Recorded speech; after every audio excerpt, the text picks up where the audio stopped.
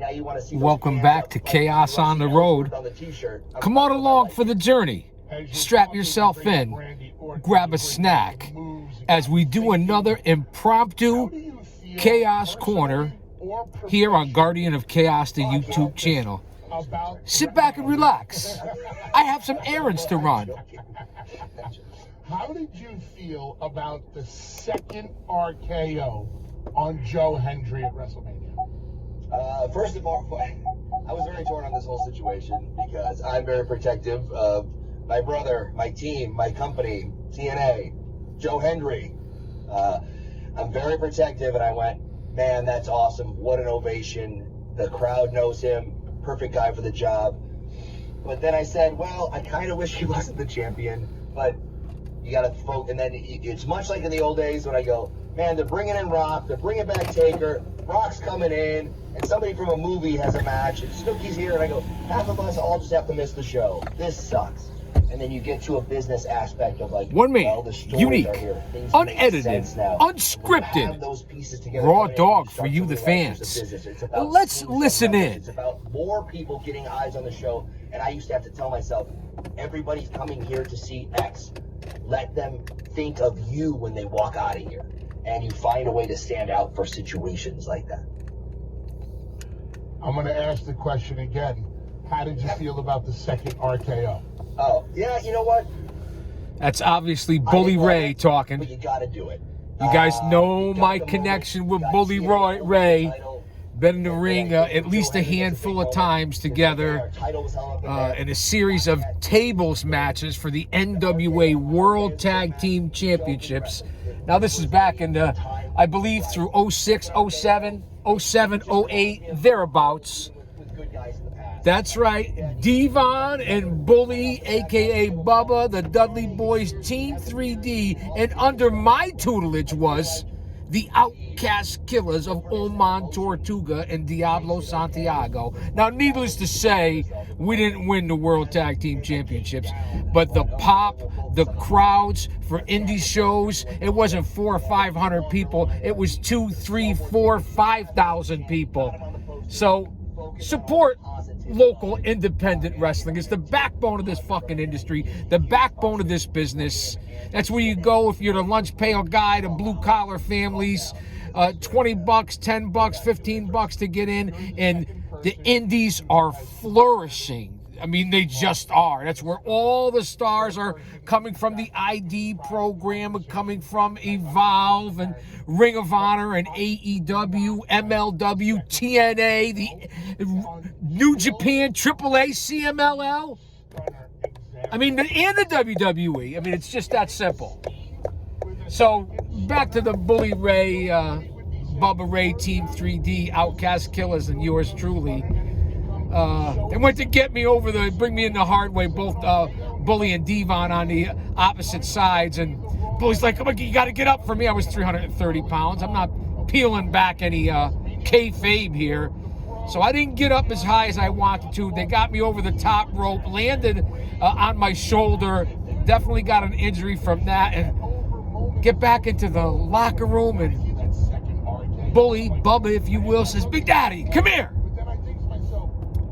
He says, give Big Daddy 6 spots and he'll fuck up 5 of them. I consider that a compliment. He said, you were supposed to jump with me. He said, I almost tore my shoulder.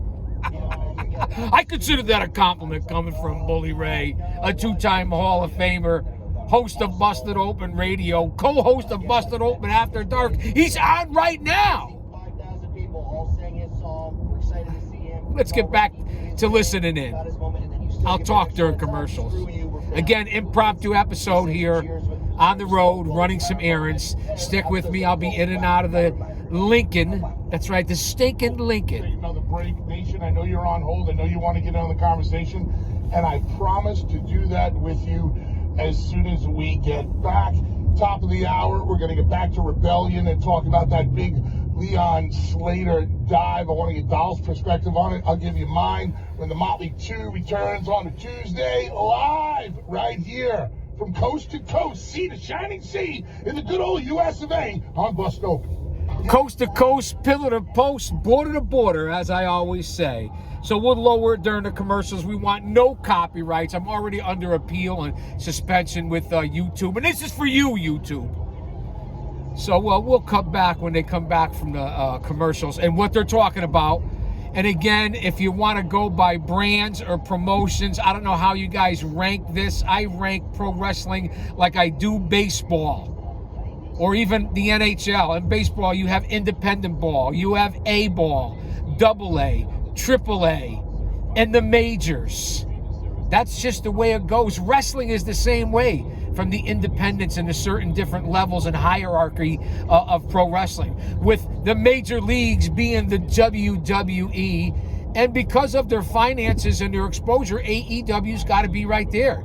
So I consider those two companies the major leagues. Then you get into companies like TNA Impact, MLW, the NWA, Ring of Honor, New Japan, CMLL, AAA, GCW. You talk about those companies, and there's a handful maybe I'm missing, and I believe they're all AAA. A notch below the major leagues, still quality. It's just that simple. And then you throw in a double A, or we'll even put in AAA. I guess we have to throw in the AAA. The Evolve ID program, NXT, you want to put them in AAA or double A? That's where I look at. And that doesn't mean that in double A, whereas you know in baseball, that's where the hottest, youngest stars flourish, and a lot jump from double A ball right to the majors. So I'm trying to give you the comparison here to keep it,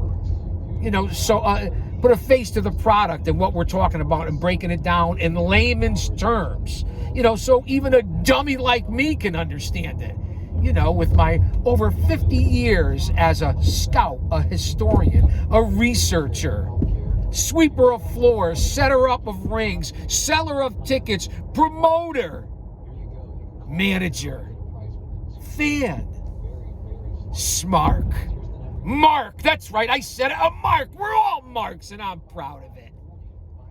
So if you look at it that way, and of course my over 3 decades as a pro wrestling manager who came out 2 and 3 times a night on every event that I was on with my stable of men, let that marinate. Put that in your pipe and smoke it. Let that sink in. It took the fucking bumps as well. And you see all the particles flying around in the air. It's really incredible. It's not just me spewing. So, again, this is an impromptu episode. I have to step out. I have to do a couple of things. Don't go anywhere. Make sure nobody breaks into the car. I have the alarm on.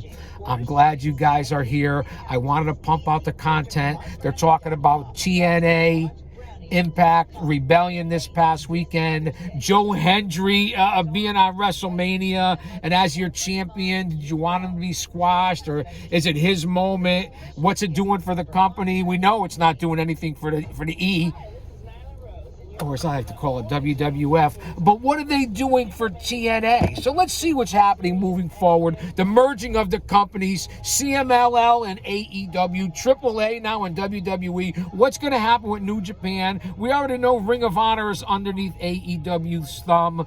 That's the way it goes. And who knows now with the lucha style?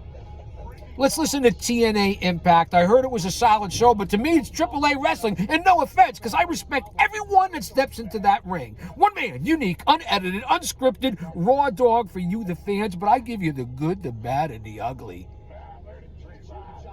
Let's listen to Bully, my old friend, Bully Ray. I don't want any copyrights. He's also here with Nick Nemeth, a.k.a. Dolph Ziggler, Dirk Diggler. I don't know what he's talking about.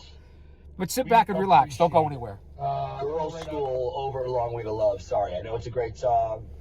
I like that intro. You get the school bell, and then great song. Sorry. You're talking Girl School, right? Yeah, Girl School. Way better. Long Way to Love, people know, and it's softer, and it's ballady, and it's cool, but Girl School, that's what it is. So, Brittany Fox also does a song called Goodbye to Jane, and I think the song is about Jane Mansfield, and I didn't know it was a cover. And the original band to do it was Sweet. Dude, people covered a lot of... No, Slade. Slade? Oh, Is it Slade or Sweet? Maybe Slade, because they're Come On Feel the Noise, right? The original Slade. Yeah, a lot of people cover Slade songs. Good stuff. My brother got the... like Regal got my brother into Slade when they were working together at NXT. He goes, dude, they kick ass. He got him into a couple albums. So, yeah, Slade, a lot of covers out there. I would love to say the last time I saw Regal that we had a conversation about music and rock and roll, because a conversation normally includes two people talking back and forth. Let's just say I listened to Regal talk about rock and metal for an hour. And all I did was say, yes, I agree. Yes, I agree. Because he is passionate about his music. Yes. And he knows his stuff. Yeah, He really does. He really does. I think, does Slade have like a cool Christmas song? Merry Christmas, everybody, or Merry Christmas, everybody. Slade. Good band. Check them out. Underreported other than from Regal's influence. The only rock Christmas music I like is, well, Striper has a good cover of Winter Wonderland, and Twisted Sister's cover of Come All Ye Faithful. Hell yeah. What about what's that? Jingle Hell's Bells is like an AC/DC ripoff song. It's like ho, instead of oi. It's I think it's Jingle Hell's Bells. I think it's like a lot radio. of laughing going on up there in What's front the seat. chick AC/DC band? You've seen them before, right? Is that Hell's Bells? It's got to be Hell's Bells. Yeah. Yes. Have you seen them? Have they been on like the Jericho cruise? I don't know if they were on the cruise. They could have been. Paradise City, the Guns N' Roses. I know them, love them. They're awesome. And I think they did the Jericho cruise. I've seen them 5 or 6 times. Gotta put the collar up because we didn't hang it up that way. So that's the style according to there's a couple my granddaughter. I don't know what she's talking about. Big fan. I think they try with the Paradise Kitty sometimes. Big fan of them. That's funny. I'm gonna find Jingle Hell's Bells for you guys. You've heard it before, probably Christmas time. I'm sure Andre can find it, and we'll play it when we come back from our next break. Gonna head back out to the Nation, talk to one of my favorite Nation members. That's you guys. She is a fan of Uncle Bully, and I'm sure she's a big fan of Nick Nemeth. Natalie in Virginia. Nemeth was always a solid performer. You got to give him credit because of his longevity. Always in great shape. Solid worker. But I just don't think he ever really got over. That's just my opinion. As soon as I open up the windows, different particles floating through the air. Use your own discernment. Pay attention to what's going on there. Let's see what the fans have to say, because without you, none of this would be possible. And here's the fans. One more time. Now, Sandy is laid out on the ground dead. There's no question in my mind. Sandy was dead last night. One more time. What is going on with the fans? Have they just gotten sadistic or something over the time? I'm looking and I'm like, why y'all chanting one more time? He's damn near dead if he's not dead. Let it out. It's just not a good look. Natalie, I don't know if you were listening to the show earlier on, but not only did Nick explain it, but I had him re-explain it. And Nick said it looks too cool, and Braun is too cool. And talking about last night with Braun Breaker breaking Sami Zayn in half, with Seth freaking Franklin Rollins, and of course the wise man, and what they're calling people and fans and people in the community are calling it the new dangerous alliance. They haven't given the wise man and Rollins and Braun Steiner a name yet, and I still think they need another faction, meaning an addition to the faction. Jeff Cobb, I'd like to have someone come in that's like a hitman. You have Rollins, who is the leader with the concierge. The manager, the wise man, is Heyman, always in his ear. Rollins directing traffic. Steiner is the out-of-control wild beast. And then you have to have a cerebral assassin like, please, someone no, who's laid something like, back, their someone who voice can is strike supposed at to anyone cover at over the any top of time, Sammy to like protect Solo him. Sikoa But, was when he you know first what? came into the That guy has the company, best spear in the or business. like He's about to hit the Professor ropes two more Teru times. All right, Tanaka screw it. at I one don't care about point. this emotion. Let's see You that need cool someone move like cool that. down. So Jeff Cobb, to me, would fit, but I don't know if they would elevate Cobb to the main roster right away. Is he going to go to NXT to learn the WWE style? I don't know how far away Bronson Reed is right now from returning. I think Bronson Reed as that big, quiet man enforcer, because Steiner's not an enforcer.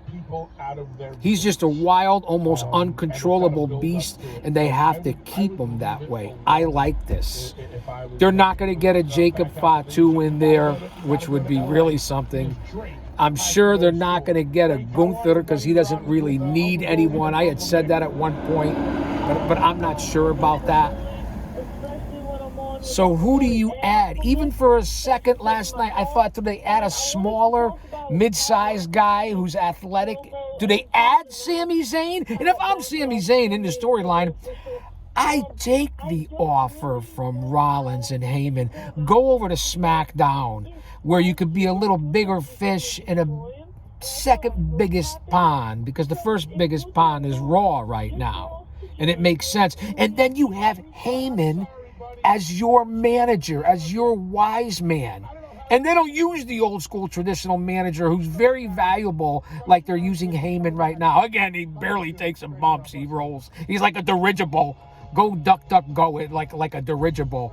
But who do you bring in? I even thought Zayn for a second. So you see what they did to him last night.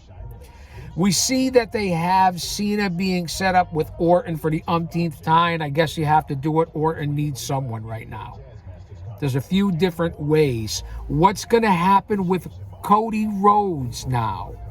Where do you go with Cody? We see what they're doing with Gunther since he lost to Jey Uso. I'm not crazy about the whole McAfee angle of him getting in the ring again, although he was qualified the few times that he did, and he's working for it. I think he's annoying as fuck on the broadcast, but that's a different story when he gets in the ring and who he is as a personality. And I guess he's bringing in asses and seats because his personal show is successful. I would have liked to have seen McAfee get himself a monster and let McAfee be in the corner and be a manager and be more useful and pull off a couple of moves against Gunther, and have it McAfee come in with his backup, his guy that'll face Gunther. He could have recruited anyone, make it, but no, McAfee has to be in the story. You can still be in the story and not be the guy that's going to grapple and you're going to go against the ring general. It's not believable to me. I get it. You're not going to take any BS from Gunther. He choked you out. I get it in the storyline.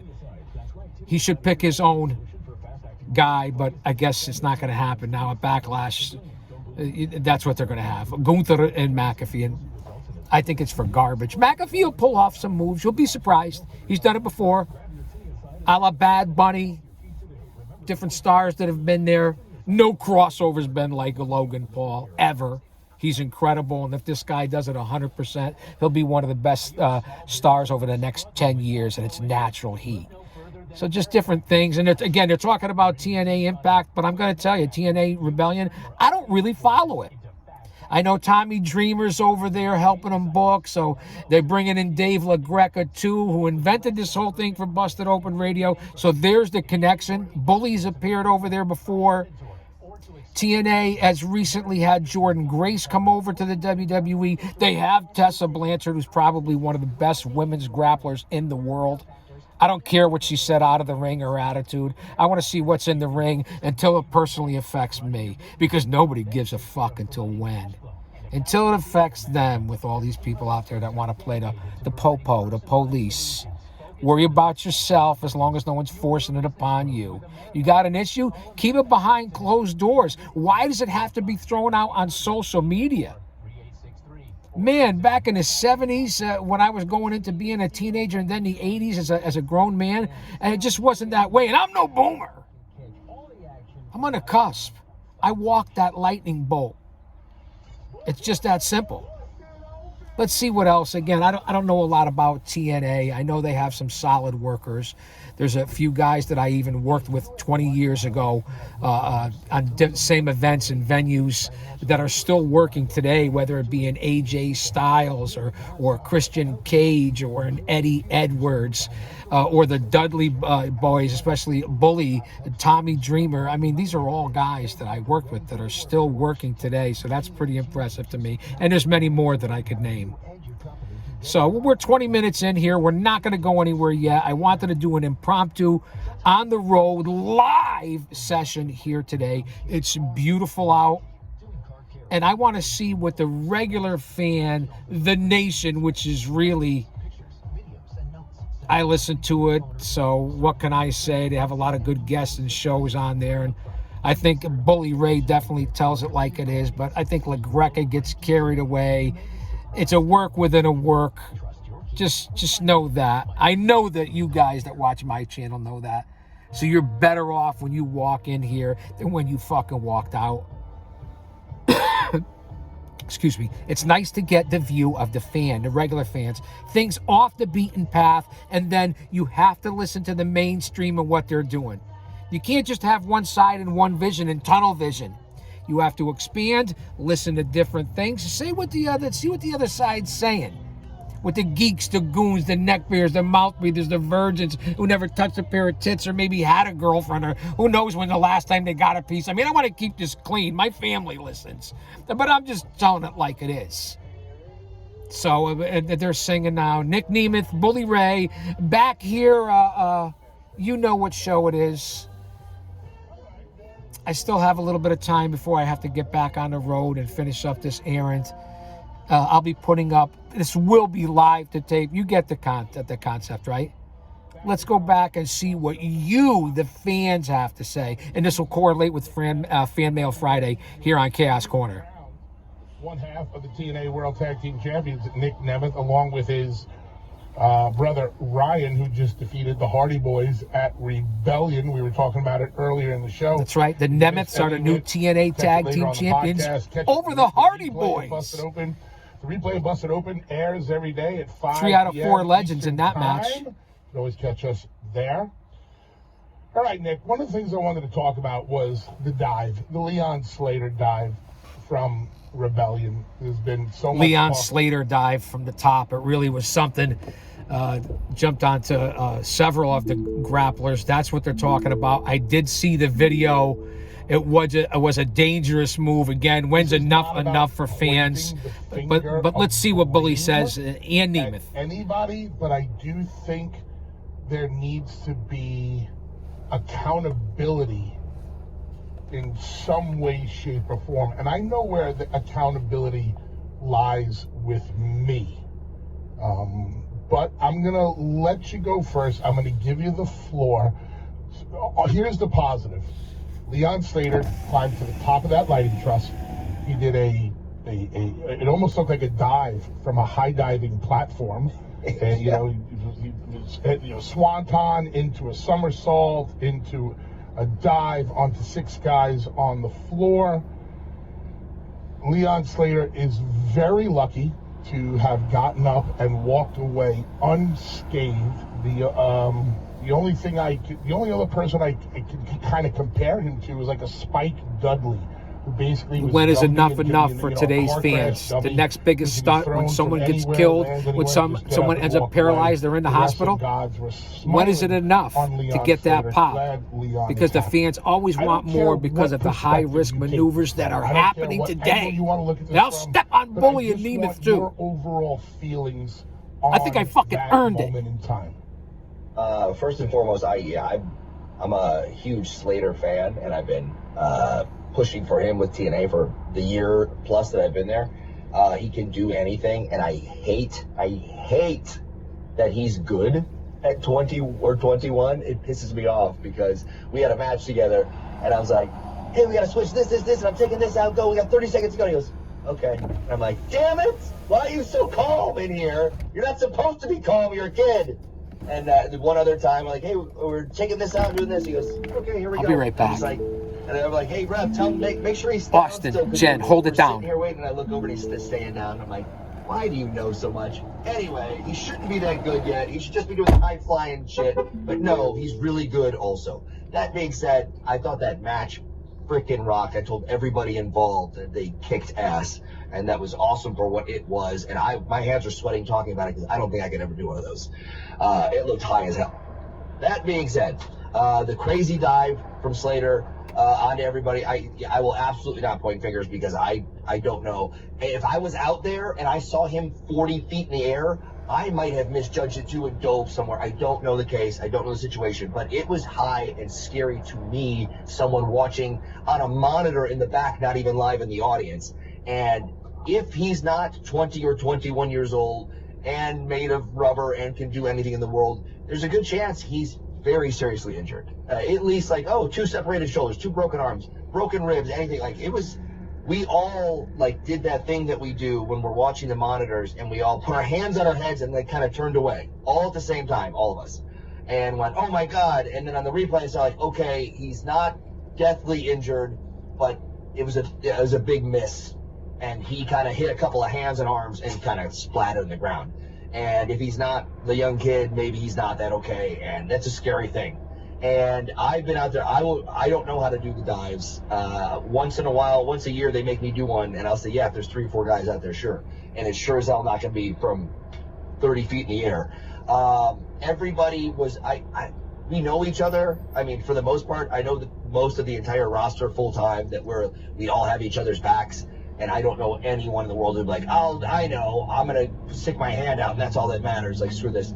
There's all those people and bodies out there. They want to do the part to where we want to make sure everyone's okay. We know Leon's going to do something insane. I want to be there for him. And maybe on like a run through, I'd have been like, hey, where should we be exactly? Or hey, just in case you're not exactly where I thought you'd be. Could 2 of us stand here and 2 here, and then we all kind of bump together.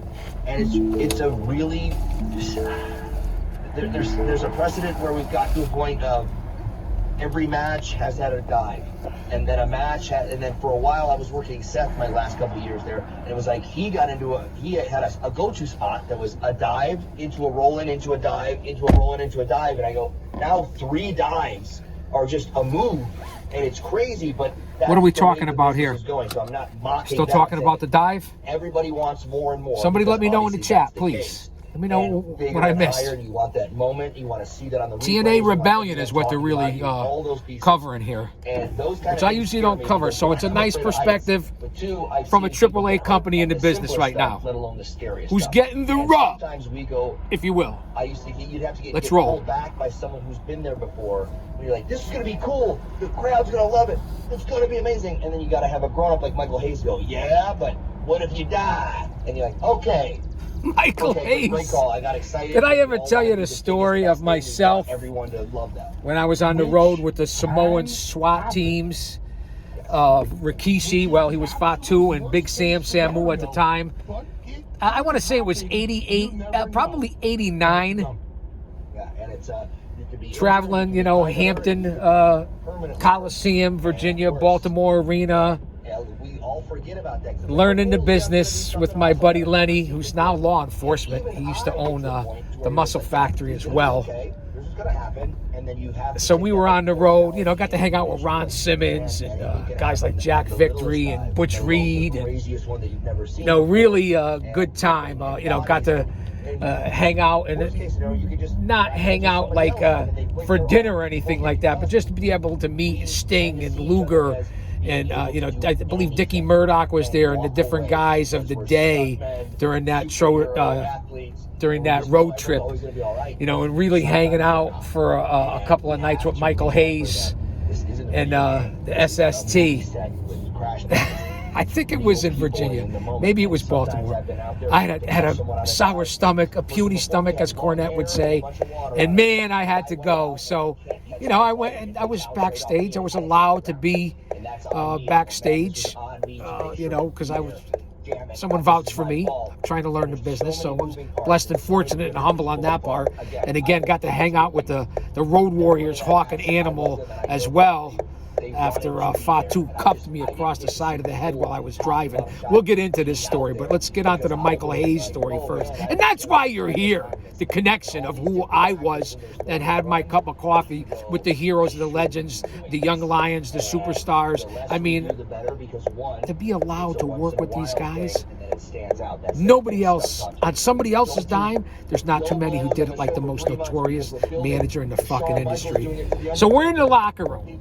And again, I got the sour stomach from whatever it was. So I had to take the Browns to the toilet bowl. And man, I don't know, again, Michael Hayes comes walking out of the shower. I'm washing my hands. You know, he's got the slinky, you know, going from side to side. I couldn't help it. It was right there. He was bare ass. What do you want me to tell you? He turns to me in that free bird voice. He said, "Damn, Big Daddy, what crawled up your ass and died?" I said, "I'm sorry, Michael. I'm sorry, Hayes." And then when we left the arena, again, I know it's kind of TMI, but then when we left the arena that night with the Samoans and Hayes and myself, I forget who else was in the car. The fans were outside waiting at the garage as we came out there, and they were throwing beer cans and jumping on the car. There must have been 24 of them just for us to get out of downtown. I believe that was in Baltimore. And then doing 90, 100 miles an hour while Samu driving with his knees, rolling up a spliff. I mean, it was a sight to behold. On that same road trip, you know, it was very close with the Tonga Kid, you know, Little Sam, and the Samoans in 1983. That's how far we go back. When we were in our late teens and early 20s, I was a bouncer at the local discotheques, and they always came in, so we hooked up. Plus, I saw him at the world-famous World Gym. I always seem to catch people in compromising positions, whether it's Mr. Fuji taking a leak in the shower and go, or it's the Michael Hayes story, or the King Kong Bundy story I know you guys are familiar with, where he gave me the old potato after I called him a lard ass. I was in the wrong. I deserved that one. And then this one with Rikishi, you know, we were all half in the bag. I'll say it. You know, we were under the influence. And out of nowhere, he's sitting behind me. That huge Samoan hand cuffed me. Out of nowhere, I had no idea why. My head was spinning. Lucky enough to pull the car into an auto dealer parking lot. Big plate windows. I turn around and I slapped him back. You know, I wasn't going to take it. I didn't know why, especially if I deserved it. Okay, I'm still going to defend myself. I take no shit from anyone. Win, lose, or draw. That's just the way it is with the GOC. In order to get respect, you have to start with respecting yourself. Once you do that, you open other people's minds to respecting you, because there's 3 types of people in this world. Those who don't know what happened, those who wonder what happened, and people like the GOC, Big Daddy, that make things happen. So anyway, we get out of the car and he's challenging me. Now he wants a piece of me. Fatu, the Samoan SWAT team, the Islanders, one of the baddest asses walking the planet from the bloodline to Samoan dynasty. But we ended up obviously being brothers. Worked with him several times, with him and against him, and treated me like family, like the rest of his family, from Lloyd to Umaga to Yokozuna to Afa and Sika. I couldn't be more blessed. Their families, I owe them a lot in this business. But I know I'm going on and on with the story. We're supposed to be listening to Bully and Ziegler, Nemeth about TNA, but that's why you're here. So yeah, he chased me around the vehicle we were in. He was going to try to catch me and throw me through the plate glass window. I'll let a Samoan drop. Needless to say, we patched things up. We went out for breakfast. Man, I damn near had tears in my eyes. He thought it was a respect thing, but obviously it was a misunderstanding. And whenever you involve alcohol in any incident and being out late at night and with the boys, these are the things that happen. So let me just tell you the truth about that. I know you're seeing the steering wheel instead of my face, which isn't always a bad thing, because I can scare the rats off cheesecake. I can make onions cry. So that was the story there. I have a lot of stories, guys. True, original content. properly. Let's listen in before we get out of here. I got to pull into the back the cave. physics of it. Or, as I call it, the When Chaos when Cave. He's standing up there and he dives off. Once he tucks and rolls into the flip, he makes his body smaller. Once you make your body smaller, there's less air resistance. Thus, you actually pick up speed. And then when he lays out, he's laid out long way, like north to south, as opposed to east to west. And there's less surface area to catch. You have to have guys in the front of that and in the back of that, not lined up like they were. I'm trying to paint the best. Makes a valid point, Bully Ray. So everybody understands. Still talking about really that dive well. from last night So on TNA the Rebellion. move in and of itself is dangerous. Or Sunday. And becomes more Whatever it dangerous was. as he's falling because he makes himself smaller. Thus, the speed, the rate of speed, the mass times the this times your sister's ass makes it that much more Your sister's ass. difficult. Now, the guys on I the think he bottom. stole that from me. This has to do with the human body's own instincts and how the eyes and the brains and Don't the go body anywhere. I'm not going work anywhere together. yet. Nick, you can't drown yourself to death. Yeah, you could tie cinder blocks to your ankles and push them off the side of a boat, and yeah, they will pull you down and drown. But you can't drown yourself because the body will instinctually just fight, and it won't allow that to happen.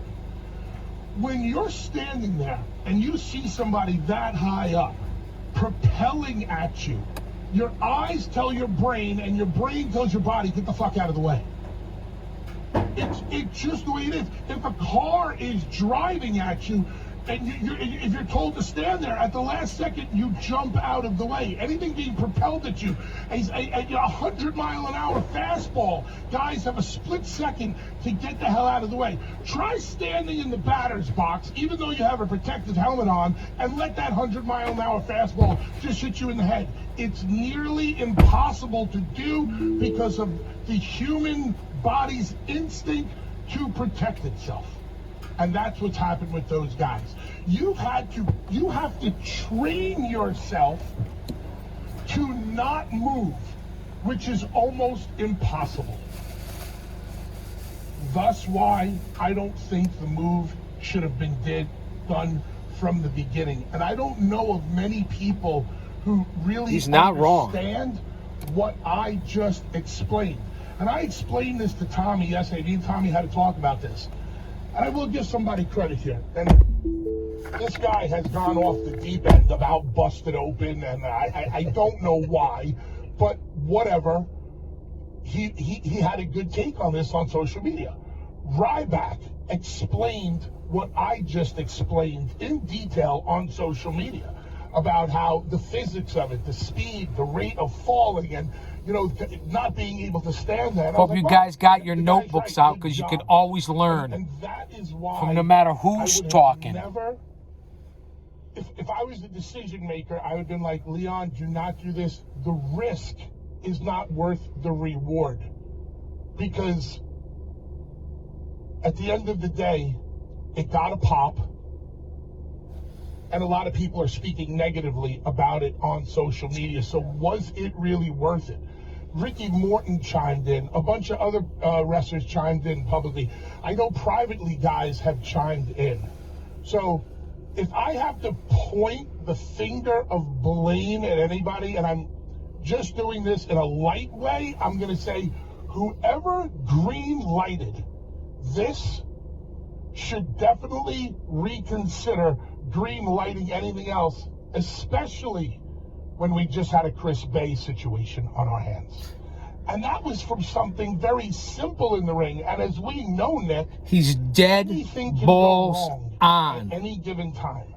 Tell me what you think. Sprain an ankle, we could dislocate a shoulder, we could tear a muscle, or we could end up. I just got finished saying this at the beginning of this because we're 40 minutes in on this road trip edition of Chaos Corner.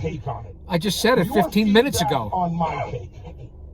Yeah, that's I completely get that. I know I said. So here's Bully a lot of Ray times we share and Nick something super Nemeth, like, Dirk we're seeing the Diegler. craziest thing. It's gonna get this thing. What's his it makes name? sense, Dolph Ziggler? okay, Yeah. done, and it's gonna be awesome.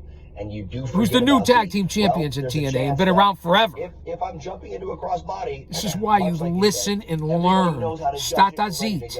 If I see that body, you come here to learn things. All of a sudden, that surface area has switched.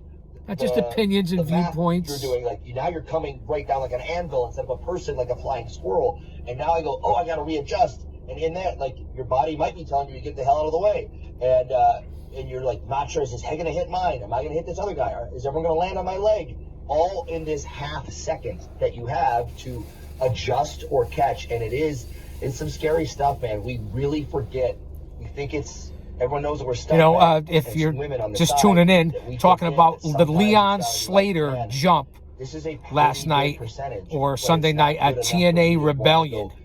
We're listening to Dirk Diegler, Nick Nemeth, and Bully Ray. I didn't know what the hell was going to happen, but I did see the clip. The way that Slater and I did see that the Nemeths beat the Hardys for the tag team championships. So many of us Not that again, I gave you my opinion of what I thought. The first instance we see it, it looks like he brushed a couple of hands and splashed. Topic du jour here. Impromptu. Turn away thing going. Live. Is he okay? Live to tape. God. But it'll be up as soon as I'm done. It's not just the dude diving. It's not just everybody down there. There are so many different factors. It could be wet out there. Somebody could have hurt a shoulder from the match, and they're going to just put one arm in. And then somebody misadjusted something, and someone else is supposed to be standing somewhere else, but they're not there. And then on the flip, he didn't think he was going to be 2 feet out more, so now we're all adjusting, and someone just kind of splats. We're lucky that Leon Slater is made of Gumby and 21 years old and can do anything, and he's okay. But from here on out, it's really easy to be like, hey, listen, we got lucky. Reminds me of something Darby Allin would do in AEW. I was like, holy shit, are you okay? Or maybe one of these lucha guys. Young guy okay? And you're not going to tell us? I get that's a different culture, a different style. But you understand what I'm talking about with injuries. Nothing crazy. More injuries in 2025 than ever in the 70s and 80s, even into the 90s. Let's remember what happened. Is the risk worth the reward? Hey, here's my viral moment. I'm not winning the X Division thing. I'm going to do this other thing. Because, by the way, there was a bunch of them in that match, and even the finish. The fans have to be shocked. Drives across on his legs and flips. And unless you light somebody on fire, I mean, what are we getting into here? This is what they're talking about. Spears him and explodes him, and that's another viral thing. So, when there's so many things to make happen and have the story part be awesome and the viral moments, let's just take into account, hey, listen, Leon Slater's 21. Most of us are 30 or 40. Let's or 50 or because the next 60. Time we might not be so lucky. Cena used to tell me this all the time. He's like, do you want to do the thing? You learn nothing from Owen Hart? 90% of the time for your big pay-per-view match and your shot to show that you can go with me? Or do you want to go the thing that says 100% of the time, we're going to nail this and the story's there? And I'm like, when you're a young guy, you got to get talked out of it just a little bit. You're not, but you think, I'm not giving everything into this match. Am I half-assing it? It's like, no. Sometimes you need someone who's been there before. You know when you're half-assing it and when you're not. If you have to ask yourself that, then you better look in the mirror. And what you just said is so important. Sometimes you have to have somebody there who's been there before to open your eyes and get through to you about the potential. I don't know who's involved in that spot or who the agent is.